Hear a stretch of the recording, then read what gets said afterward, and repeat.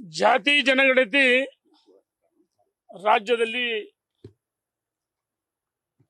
ಈಗಾಗಲೇ ಪ್ರಾರಂಭ ಮಾಡೋಕ್ಕೆ ಮಾನ್ಯ ಮುಖ್ಯಮಂತ್ರಿಗಳು ನಿನ್ನೆ ದಿವಸ ಮಾಧ್ಯಮದಲ್ಲಿ ಹೇಳಿಕೆಯನ್ನು ನಾನು ಗಮನಿಸಿನಿ. ಸನ್ಮಾನ್ಯ ಸಿದ್ದರಾಮಯ್ಯನವರೇ ಈ ಹಿಂದೆ ಕಾಂತರಾಜ್ ಆಯೋಗವನ್ನು ರಚನೆ ಮಾಡಿ 165 ಕೋಟಿ ಹಣವನ್ನು ಬಿಡುಗಡೆ ಮಾಡಿ ಆ ಆಯೋಗದ ಕಾಂತರಾಜ್ ಆಯೋಗದ ವರದಿ ನಿಮ್ಮ ಹೈಕಮಾಂಡ್ ನಿಮ್ಮ ಮೇಲೆ ಒತ್ತಡವನ್ನು ಏರಿ ಕಾಂತರಾಜ್ ಆಯೋಗದ 10 ವರ್ಷ ಆಗಿದೆ ಅಂತ ಹೇಳಿ ಕಸದುಡ್ಡು ಹಾಕಿದ್ರಿ. ಆ ವರದಿಯನ್ನು ಸಾಕು ಸ್ವೀಕಾರ ಮಾಡಿದ್ರು. ಇನ್ನು ಮತ್ತೀಗ 425 ಕೋಟಿ ರೂಪಾಯಿ ಖರ್ಚು ಮಾಡಿ ಜಾತಿ ಜನಗಣತಿ ನಡೆಸಲು ಸನ್ಮಾನ್ಯ ಮುಖ್ಯಮಂತ್ರಿಗಳು ಮುಂದಾಗಿದ್ದಾರೆ. ಸಿದ್ದರಾಮಯ್ಯನವರೇ ಎಲ್ಲ ಒಂದ್ ಕಡೆ ನೀವು ಸೋನಿಯಾ ಗಾಂಧಿ, ರಾಹುಲ್ ಗಾಂಧಿ, ಪ್ರಿಯಾಂಕಾ ಗಾಂಧಿ ಒತ್ತಡಕ್ಕೆ ಮಣಿದು ಎಲ್ಲ ವೀರಶೈವ ಲಿಂಗಾಯತ ಇರ್ಬೋದು, ಒಕ್ಕಲಿಗ ಇರ್ಬೋದು, ಕುರುಬ ಇರ್ಬೋದು, SC ST ಎಲ್ಲ ಸಮಾಜಗಳು ಕಾಲಂದಲ್ಲಿ ಕ್ರಿಶ್ಚಿಯನ್, ಈ ಕ್ರಿಶ್ಚಿಯನ್ ಪದ ಯಾಕೆ ಬಂತು? ಸನ್ಮಾನ್ಯ ಮುಖ್ಯಮಂತ್ರಿಗಳೇ, ಎಲ್ಲೇ ಒಂದ್ ಕಡೆ ನಿಮ್ಮ ಕಾಂಗ್ರೆಸ್ಸಿನ ಅಧಿನಾಯಕ ಸೋನಿಯಾ ಗಾಂಧಿ ಅಣಿತಿ ಅಂತ ನೀವು ಇದನ್ನ ಮಾಡಕ್ ಹೊರಟಿದ್ದೀರಾ. ರಾಜ್ಯದಲ್ಲಿ ಇದೇ ರೀತಿ ನಿಮ್ಮ ದರ್ಪ ದೌಲತ್ತು ಮುಂದುವರೆದ್ರೆ ಈ ಹಿಂದೆ ವೀರಶೈವ ಲಿಂಗಾಯತ ಜಾತಿಯನ್ನ ಹೊಡೆದಂತ ಸಂದರ್ಭದಲ್ಲಿ, ಸಮಾಜವನ್ನ ಹೊಡೆದಂತ ಸಂದರ್ಭದಲ್ಲಿ ರಾಜ್ಯದ ಜನ ನಿಮಗೆ ತಕ್ಕ ಪಾಠವನ್ನು ಕಲಿಸಿದ ಸಿದ್ದರಾಮಯ್ಯನವರೇ ಮತ್ತೆ ಇಂಥ ದುಸ್ಸಾಹಸಕ್ಕೆ ಕೈ ಹಾಕಿರಿ. ನೋಡಿ, ಸಿದ್ದರಾಮಯ್ಯನವರು ಮಾತೆತ್ತಿದ್ರೆ ನಿನ್ನೆ ಮಧು ಬಂಗಾರಪ್ಪ ಬಿಜೆಪಿಯಲ್ಲಿ ಬೆಂಕಿ ಹಚ್ತಾರೆ. ಅರೆ, ಬೆಂಕಿ ಹಚ್ಚಿದ್ ಯಾರು? ನೀವೇ ತಾನೆ. ಧರ್ಮಸ್ಥಳ ವಿಚಾರದಲ್ಲಿ, ಚಾಮುಂಡಿ ವಿಚಾರದಲ್ಲಿ, ಗಣೇಶೋತ್ಸವ ಕಲ್ತೂರಾಟ ಸಂದರ್ಭದಲ್ಲಿ ಯಾರು ಬೆಂಕಿಯ ಕಲ್ಲೊಡೆಯವರಿಗೆ ಬೆಂಕಿ ಹಚ್ಚಿಯವ್ರಿಗೆ ಬೆಂಬಲ ಕೊಡಿ? ನೀವು ತಾನೆ. ನಿಮ್ದೇ ಸರ್ಕಾರ, ನಿಮ್ದೇ ಪಕ್ಷ ಬೆಂಕಿ ಹಚ್ಚ ಕೆಲಸವನ್ನು ಮಾಡ್ತೀರಿ, ವೋಟ್ ಬ್ಯಾಂಕ್ ರಾಜಕಾರಣ ಮಾಡ್ತೀರಿ. ನೋಡಿ, ಇನ್ನೂ ಒಂದು ಹೆಜ್ಜೆ ಮುಂದುವರೆದು ಏನು ಗೋ ಹತ್ಯೆ ನಿಷೇಧ ಮತ್ತು ಈ ಮತಾಂತರ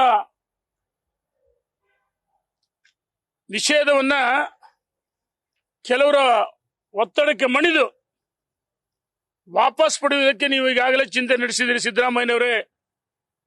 ಗೋಹತ್ಯೆ, ಮತಾಂತರ ಕಾರಣ ಯಾವುದೇ ಕಾರಣಕ್ಕೂ ವಾಪಸ್ ಪಡೆಯಕ್ಕಾಗಲ್ಲ. ಸಿದ್ದರಾಮಯ್ಯನವರೇ, ಹಿಂದೂ ವಿರೋಧಿ ಬಿಟ್ಬಿಡ್ರಿ. ನಿನ್ನೆ ಹೇಳಿದ್ರೆ ನಾನು ಹಿಂದೂ ಅಂತ ಹೇಳಿದ್ರಿ. ಆಯ್ತು, ನೀವು ಹಿಂದೂ ಅಂತ ಹೇಳಿದ್ರೆ ಕೇಸರಿ ಯಾಕೆ ಟವಲ್ ಧರಿಸಲ್ಲ? ಕುಂಕುಮ ಯಾಕೆ ಧರಿಸಲ್ಲ? ಗಣೇಶನ ಉತ್ಸವಗಳ ಮೇಲೆ ಕಲ್ತುರಾಟ ಮಾಡಿದ್ದನ್ನ ಯಾಕೆ ನೀವು ಖಂಡಿಸಲಿಲ್ಲ? ಅಂತವ್ರು ಎಡೆಮುರಿ ಕಟ್ಟಲಿಲ್ಲ. ಹಾಗಾಗಿ ಈ ಸರ್ಕಾರ, ಸನ್ಮಾನ್ಯ ಸಿದ್ದರಾಮಯ್ಯನವರ ಸಚಿವ ಸಂಪುಟ ಸದಸ್ಯರು, ಈ ಕೋಮು ಗಲಭೆಗಳಿಗೆ ನೀವೇ ಕಾರಣ, ಪ್ರಚೋದನೆ ನೀವೇ ಕೊಡ್ತಾ ಇರೋದು. ಅವರಿಗೆ ವೋಟ್ ಬ್ಯಾಂಕಿಗೋಸ್ಕರ, ಅವರನ್ನು ಓಲೈಸೋಗೋಸ್ಕರ ಅತಿಯಾದ ವ್ಯಾಮೋಹ. ನಿಮಗೆ ತಾಕತ್ತಿದ್ರೆ, ನಿಮಗೆ ಸಿದ್ದರಾಮಯ್ಯನವರೇ ನಿಮಗೆ ಬದ್ಧತೆ ಇದ್ರೆ ಈ ಅಯೋಗ್ಯರನ್ನ ಎಡೆಮುರಿ ಕಟ್ಟಿ ದೇಶದಿಂದ ಗಡಿಪಾರು ಮಾಡಿ ಪಾಕಿಸ್ತಾನ ಕೊಡಿಸಿ ಕಲ್ತುರಾಟ ಮಾಡಿದವ್ರನ್ನ, ಬೆಂಕಿ ಹಚ್ಚಾರನ್ನ. ನಾವು ಹಿಂದೂಗಳು ಬಹಳ ಶಾಂತ ರೀತಿಯಿಂದ ಕಾನೂನನ್ನ ಕೈ ತೆಗೆದುಕೊಳ್ಳಲ್ಲ. ನಾವು ಅಹಿಂಸಾವಾದಿಗಳು. ಸಿದ್ದರಾಮಯ್ಯನವರೇ, ಮಾತೆತ್ತಿದ್ರೆ ಬಿಜೆಪಿ ಬಗ್ಗೆ, ಹಿಂದೂ ಸಂಘಟನೆಗಳ ಬಗ್ಗೆ ಬೆಂಕಿ ಹಚ್ಚೋರು ಅಂತ ಹೇಳ್ತೀರಿ. ನಿನ್ನೆ ಮಧು ಬಂಗಾರಪ್ಪ ಇದೇ ರೀತಿ ಹೇಳಿದರೆ ನಾವು ಹೇಳಿಕೆಯನ್ನು ಖಂಡಿಸ್ತೀವಿ. ನೀವು ಹೇಳಿಕೆಯನ್ನು ವಾಪಸ್ ಪಡಿಬೇಕು. ನಾವು ಬಿಜೆಪಿಯವರು ಬಹಳ ಶಾಂತಿ ಪ್ರಿಯರು. ಸನಾತನ ಹಿಂದೂ ಧರ್ಮವನ್ನು ನಾವು ಗೌರವಿಸ್ತೀವಿ. ಹಾಗಾಗಿ ನಮಗೆ ವೋಟ್ ಬ್ಯಾಂಕ್ ರಾಜಕಾರಣ ಅವಶ್ಯಕತೆ ಇಲ್ಲ. ವೋಟ್ ಬ್ಯಾಂಕ್ ರಾಜಕಾರಣ ಕೈ ಬಿಡಬೇಕಂತೇಳಿ ನಾನು ಒತ್ತಾಯವನ್ನು ಮಾಡ್ತೀನಿ. ಕ್ರಿಶ್ಚಿಯನ್ ಕನ್ವರ್ಟ್ ಆದ್ರೆ ನನ್ನ ಜಾತಿನೂ ಕೂಡ ಮತಾಂತರ ಆದಂಗೆ ಅಂತ ಹೇಳಿದ್ದಾರೆ. ಅಲ್ಲ ನೋಡಿ, ನಾನು ಹೇಳ್ತಿರೋದು ಸಿದ್ದರಾಮಯ್ಯನವರು ಎಲ್ಲೋ ಒಂದ್ ಕಡೆ ಈ ಕಾಂಗ್ರೆಸ್ ಅಧಿನಾಯಕಿ ಸೋನಿಯಾ ಗಾಂಧಿ ಅವ್ರು ಯಾರು? ಕ್ರಿಶ್ಚಿಯನ್. ಆಯ್ತು, ಸಿದ್ದರಾಮಯ್ಯ ನಿಮಗೆ ಬಹಳ ಪ್ರೀತಿ ವ್ಯಾಮೋಹ ಇದ್ರೆ ನೀವು ಜಾತ್ಯತೀತರಲ್ಲ, ಮುಖ್ಯಮಂತ್ರಿ ಸ್ಥಾನಕ್ಕೆ ರಾಜೀನಾಮೆ ಕೊಟ್ಟು ಹೆಂಗೆ ಸಂಗಮೇಶ್ ಮುಂದಿನ ಪುನರ್ಜನ್ಮದಲ್ಲಿ ಹಿಂದುವಾಗಿ ನಾನು ಅಲ್ಪಸಂಖ್ಯಾತನ ಧರ್ಮದಲ್ಲಿ ಹುಡ್ತೀನಿ ಅಂತ ಹೇಳಿದ್ರು. ನಿಮಗೂ ಅದೇ ರೀತಿ ಬದ್ಧತೆ ಇದ್ರೆ, ವ್ಯಾಮೋಹ ಇದ್ರೆ, ಮೊನ್ನೆ ಅರಮನೆ ಆವರಣದಲ್ಲಿ ಏನು ಅಲ್ಪಸಂಖ್ಯಾತರ ಕಾರ್ಯಕ್ರಮದಲ್ಲಿ ಅವ್ರನ್ನ ಶಾಂತಿ ದೂತರಂತೆ ಕರೆದ್ರು ಸನ್ಮಾನ್ಯ ಸಿದ್ದರಾಮಯ್ಯರು. ಕಲ್ತೂರಾಟ ಮಾಡೋರು, ಬೆಂಕಿ ಹಚ್ಚರು, ಕೋಮುಗಲಗಳು ಸೃಷ್ಟಿ ಮಾಡೋರು, ದೇಶದ್ರೋಹಿಗಳು, ಇವರಿಗೆಲ್ಲ ಬ್ರದರ್ಸ್ ಶಾಂತಿ ದೂತರು. ಅಂದ್ರೆ ಹಿಂದೂಗಳು ಈ ಪರಮೇಶ್ವರರು ಈ ಮದ್ದೂರಿನ ಘಟನೆಗೆ ಒಂದು ಸಣ್ಣ ಘಟನೆ ಹಿಂದೂಗಳಿಗೆ ಕಾರಣ ಕಲ್ತೂರಾಟ ಮಾಡಿದೆ ಅಂತ ಹೇಳಿದ್ರು. ನಾನು ಸ್ವತಃ ಸ್ಥಳಕ್ಕೆ ಹೋಗಿದ್ದೆ, ಮಸೀದಿ ಹತ್ರ ಹೋಗಿದ್ದೆ. ಮಸೀದಿ ಸ್ವಲ್ಪ ದೂರದಲ್ಲಿ ಅಲ್ಲಿ ಗಣೇಶನ ವಿಸರ್ಜನೆ ಮಾಡುವ ಸಂದರ್ಭದಲ್ಲಿ ಅದು ಎಲ್ಲ ಒಂದ್ ಕಡೆ ಅಲ್ಲೆಲ್ಲ ನಿವಾಸಿಗಳು ಹೇಳಿದ್ದು, ಅಲ್ಲಿ ಮಸೀದಿಗಳಲ್ಲಿ ಗಾಂಜಾ ಅಕ್ರಮ ಚಟುವಟಿಕೆಗಳು ನಡೀತದೆ, ಅಶ್ಲೀಲವಾದ ಬಟ್ಟೆ ಧರಿಸಿದ ಓಡಾಟ ಮಾಡ್ತಾರೆ, ಮಹಿಳೆಯರಿಗೆ ಸಂಕೋಚ ಆಗುತ್ತೆ. ನಾವು DC ಮನವಿ ಕೊಟ್ಟರು, SP ಅವರು ಮನವಿ ಕೊಟ್ಟರು, ಏನು ಅದರಿಂದ ಪ್ರಯೋಜನ ಆಗ್ತಿಲ್ಲ ಅಂತ ಅಲ್ಲಿ ನಿವಾಸಿಗಳು, ಮಹಿಳೆಯರು, ಮಕ್ಕಳು, ನಾನು ಗಾಯಾಳುಗಳನ್ನ ಭೇಟಿ ಮಾಡಿ ಸಾಂತ್ವನ ಹೇಳಿದೆ. ಆದ್ರೆ ಎಲ್ಲ ಒಂದ್ ಕಡೆ ಈ ಸರ್ಕಾರ ಸಂಬಂಧಪಟ್ಟ ಉಸ್ತುವಾರಿ ಸಚಿವರಾಗ್ಲಿ ಸ್ಥಳಕ್ಕೆ ಭೇಟಿ ಕೊಟ್ರೆ ಅಲ್ಲಿ ಯಾಕೆ ಕಲ್ಲು ತೂರಾಟ ಆಯ್ತು, ಅವ್ರ ಎಲ್ಲ ಒಂದು ವಾರದ ಕೆಳಗೆ ಪ್ರೀ ಪ್ಲಾನ್ ಇದೆಲ್ಲ ಪೂರ್ವ ನಿಯೋಜಿತ ಸಂಚು, ಮನೆಗಳ ಮೇಲೆ ಕಲ್ಲು ಸಂಗ್ರಹಿಸಿದ್ರು, ಮಸೂದಿಯಲ್ಲಿ ಮಾರ್ಕಾಸ್ತ್ರಗಳು, ರಾಡಿ ನೋಡ್ತಾರೆ, ಕೆಲವರು ಹೆಣ್ಮಕ್ಳಿಗೆ ಕಣ್ಣೀರ್ ಹಾಕಿದ್ರು, ಸಣ್ಣ ಮಕ್ಳಿಗೆಲ್ಲ ಹೊಡ್ತಾರೆ. ಹಾಗಾಗಿ ಇದು ಹಿಂದೂ ವಿರೋಧಿ ಸರ್ಕಾರ. ಸಿದ್ದರಾಮಯ್ಯನವರೇ, ನಿಮ್ಮ ಕ್ರಿಶ್ಚಿಯನ್ರು, ನಿಮ್ಮ ಸೋನಿಯಾ ಗಾಂಧಿ, ಪ್ರಿಯಾಂಕಾ, ರಾಹುಲ್ ಗಾಂಧಿ ಮೆಸ್ಸೋಗೋಸ್ಕರ ನೀವು ಮುಖ್ಯಮಂತ್ರಿ ಸ್ಥಾನಕ್ಕೆ ರಾಜೀನಾಮೆ ಕೊಟ್ಟು ಸೇರ್ಪಡೆಯಾಗ್ರಿ.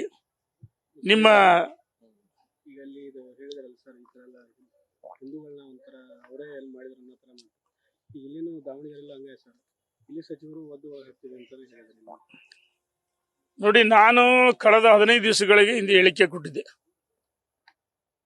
ಜಿಲ್ಲಾ ಉಸ್ತುವಾರಿ ಸಚಿವರ ಬಾಯಲ್ಲಿ ಆ ಮಾತುಗಳು ಬರಬಾರದು.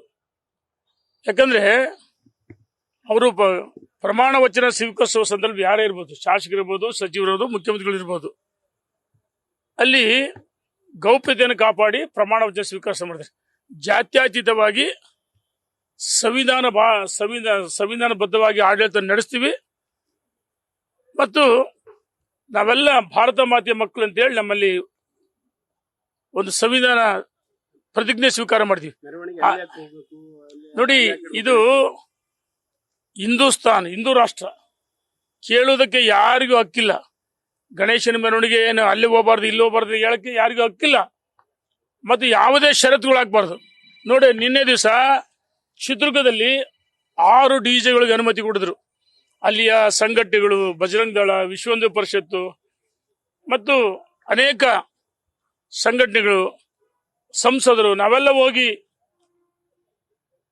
ಹೋರಾಟವನ್ನು ಮಾಡಿ ಪ್ರತಿಭಟನೆಯಲ್ಲಿ ಪಾಲ್ಗೊಂಡು ಜಿಲ್ಲಾಧಿಕಾರಿಗಳಿಗೆ ಮನವಿಯನ್ನು ಕೊಟ್ಟರು.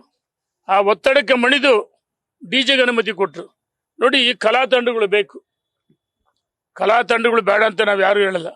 ಮತ್ತು ಎಲ್ಲೋದ್ರೂ ಈ ಹರಿಹರಕ್ಕೆ ಹೋಗಿದ್ದೆ ನಾನು, ಬೆಳಗ್ಗೆ ಎಲ್ಲ ಕಡೆ ರೌಂಡ್ ಹಾಕಿದ್ದೆ.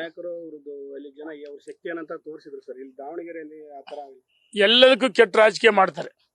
ಈಗ ನಾನು ಈಗ ಹರಿಹರಕ್ಕೆ ಹೋಗಿದ್ದೆ, ನಮ್ಮ ಹಿಂದೂ ಯುವಕರು ಯುವತಿಯರು ಡಿಜೆ ಅಂತ ಕೇಳಿದ್ರು.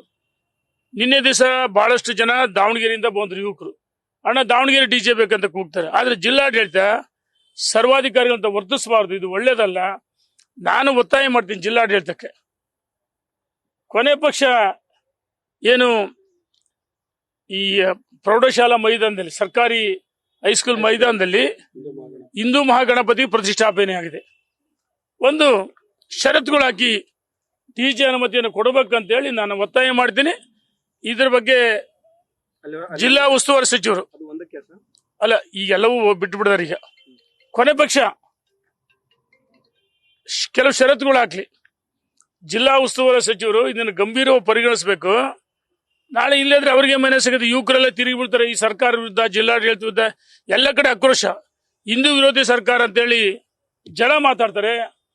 ಹಾಗಾಗಿ ಡಿಜೆ ಯುವಕರ ಒಂದು ಅಭಿರುಚಿ, ಅನುಮತಿ ಕೊಡಬೇಕಂತೇಳಿ ಮತ್ತೊಮ್ಮೆ ನಾನು ಒತ್ತಾಯ ಮಾಡ್ತೀನಿ. ಇಲ್ಲಿ ಕೂಡ ಸರ್ ಬಸವರಾಜಪೇಟೆ ಆಗಿರ್ಬೋದು ಎಲ್ಲ ಕಡೆ ಈ ರೂಟ್ ಅಲ್ಲಿ ಹೋಗ್ಬಾರ್ದು ಅಂತ ನಿರ್ಬಂಧ ಇರ್ತಾರೆ. ಪೊಲೀಸರು ಬಂದು ನಿಂತು ನೋಡಿ, ನಾನು ಹೇಳ್ತೀನಿ ಸರ್ಕಾರಕ್ಕೆ, ಇದು ಹಿಂದೂ ರಾಷ್ಟ್ರ.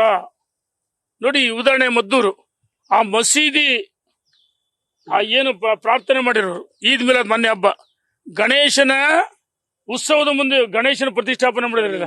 ಅಲ್ಲಲ್ಲ, ಒಂದ್ ನಿಮಿಷ ನಾನು ಹೇಳ್ತೀನಿ, ಅದಲ್ಲ ಅಲ್ಲಣ್ಣ, ಒಂದ್ ನಿಮಿಷ ತಡಿ, ನಾನು ಒಂದ್ ನಿಮಿಷ ಅಣ್ಣ, ನಾನು ತಡಿ, ನಾನು ಮೊನ್ನೆ ತಡಿಯಣ್ಣ, ಘಟನೆ ನಡೆದ ಉದಾಹರಣೆ ಹೇಳ್ತೀನಿ. ಗಣೇಶನ ಪ್ರತಿಷ್ಠಾಪನೆ ಮಾಡಾದ್ರೆ ಎದುರಿಗೆ ಕುಣಿದು ಕುಪ್ಪಳಿಸಿದ್ದಾರೆ, ಅದೇ ಮಸೀದಿ ಮುಂದೆ ಹೋಗಕ್ಕೆ ಅಡ್ಡಿಪಡಿಸಿದ್ರು. ಇಲ್ಲೂ ಅದೇ ರೀತಿ ನೋಡಿ. ನಾನು ಕಳೆದ ವಾರ ಏನು ಭದ್ರಾ ನಾಲೆ ಸೀಳಿ ಅದನ್ನೇನು ಬಗ್ಗೆ ಕಾಡಜ್ಜಿ ಕಕ್ಕರುಗಳ ಭಾಗದ ಹಳ್ಳಿಗಳಿಗೆ ಹೋಗಿದ್ದೆ. ಅದು ನೋಡಿದ್ರೆ ಇದೇನು ಹಿಂದೂ ರಾಷ್ಟ್ರನೋ ಪಾಕಿಸ್ತಾನ, ಆ ರೀತಿ ಬಂಟಿಂಗ್ಸ್ಗಳು, ಧ್ವಜಗಳು, ಅದನ್ನ ನೋಡಿಬಿಟ್ರೆ ನಮಗೆ ಮೈ ಒಂದು ರೀತಿ ನೋಡಿಬಿಟ್ರೆ ಹೊಟ್ಟೆ ಉರಿಯುತ್ತೆ. ಏನಪ್ಪ ಇದೇನು ಹಿಂದೂ ರಾಷ್ಟ್ರನ ಪಾಕಿಸ್ತಾನ ಅಂತ ಭಾಸ ಆಗುತ್ತೆ. ಆದ್ರೆ ಮತ್ತೆ ಅವ್ರಿಗೆ ಸ್ವೇಚ್ಛಾಚಾರಿಂದ ಗೋಷ್ಠಕ್ಕೆ ಹೋಗ್ತಾರೆ, ಅವರ ಬಂಟಿಂಗ್ಸ್ಗಳು, ಅವರ ಬಾವುಟಗಳು. ಅದೇ ನಮ್ಮ ಹಿಂದೂಗಳಿಗೆ ದಾವಣಗೆರೆ ಇರ್ಬೋದು, ಎಲ್ಲೇ ಇರ್ಬೋದು, ಅವರ ಮಾತುಗಳು, ಅವರ ಘೋಷಣೆಗಳು ನೋಡಿದ್ರೆ ನಿಜವಾಗ್ಲು ಅದು ನೋಡಿದ್ರೆ ಎಂತ ಮನುಷ್ಯನಿಗಾದ್ರೂ ಅದಾಯ್ತು ಸರ್. ಈಗ ಅಲ್ಲ, ಎಂತ ಮನುಷ್ಯನಿಗಾದ್ರೂ ಕೋಪ ಬರುತ್ತೆ, ಸಿಟ್ಟು ಬರುತ್ತೆ, ಅನಿವಾರ್ಯವಾಗಿ ಮಾತಾಡ್ತಾರೆ. ಇದ್ರ ಜೊತೆಗೆ ನಾನು ಹೇಳ್ತೀನಿ, ಇದು ಹಿಂದೂ ರಾಷ್ಟ್ರ, ಅಲ್ಲಿ ಹೋಗ್ಬೇಡ ಇಲ್ಲಿ ಹೋಗ್ಬೇಡ ಹೇಳಕ್ ಯಾವ ಪೊಲೀಸ್ಗೂ ಅಧಿಕಾರ ಇಲ್ಲ. ಎಲ್ಲಾದ್ರೂ ಮೆರವಣಿಗೆ ಮಾಡ್ಬೋದು. ಇದು ನಮ್ಮ ಹಿಂದೂ ಯುವಕರು ಒಗ್ಗಟ್ಟಾದ್ರೆ ರಾಜಕಾರಣ ಬೇಡ ನಮಗೆ. ಎಲ್ಲಾ ವಿಚಾರದಲ್ಲೂ ರಾಜಕಾರಣ ಮಾಡಬಾರ್ದು. ಗಣೇಶನ ಉತ್ಸವ ನಿಮ್ಮ ಮೇಲೇನೋ ಕೇಸ್ ಆಗಿದೆ, ಅಲ್ಲಿ 13 ಯುವಕರ ಮೇಲೆ ಕೇಸ್ ಆಗಿದೆ, ಅಲ್ಲಿ ಗಡಿಪಾರಿಗೆ ವ್ಯವಸ್ಥೆ ಆಗಿದೆ.